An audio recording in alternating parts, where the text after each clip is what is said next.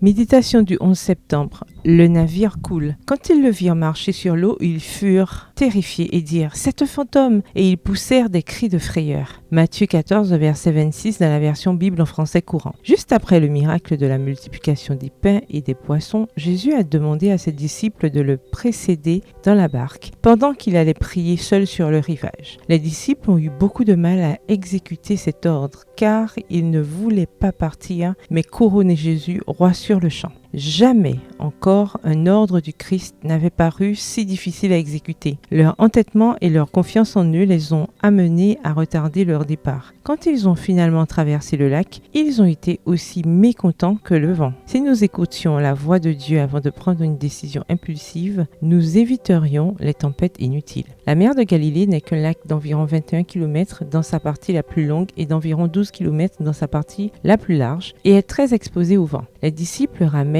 à contresens du vent. Voir Matthieu 6, verset 48. Ils savaient qu'ils étaient en grand danger. C'était un voyage d'1 heure, mais ont été retardés pendant toute une nuit. Voir Matthieu 14, verset 25. Si nous faisions davantage confiance à sa parole qu'à notre sagesse, nous éviterions bien des retards. En surmontant la tempête, ils ont calmé leurs propres pensées tumultueuses. Souvent, Dieu agit ainsi envers les hommes qui se créent des fardeaux et des difficultés. La nuit avançait avec des éclairs et des tonnerres incessants. Les disciples avaient lutté pendant environ 9 heures. Et à l'heure la plus sombre, à la 4e veille, entre 3 et 6 heures du matin, une forme est apparue sur les eaux. Ils ont crié de terreur. Ils ne s'étaient pas attendus à ce que Jésus vienne sous cette forme et à cette heure. Dans votre heure la plus sombre, au milieu d'une mer houleuse de difficultés, Dieu apparaît dans un lieu, un temps et une forme que nous n'aurions jamais imaginé. La peur vous fait voir des fantômes là où se trouve votre source d'aide. La peur limite et déforme la vision spirituelle. Combien de fois nous nous accrochons aux rames, comme si nos propres forces et notre sagesse suffisaient, jusqu'à ce que nous trouvions nos efforts futiles. Alors, les mains tremblantes et une force faiblissante, nous remettons le travail à Jésus et confessons de ne pas pouvoir l'accomplir. Notre Rédempteur miséricordieux compatit à notre faiblesse et lorsqu'en réponse au cri de la foi, il entreprend l'œuvre que nous lui demandons, avec quelle facilité il accomplit ce qui a semblé si difficile. Bonne journée et que l'Éternel vous bénisse.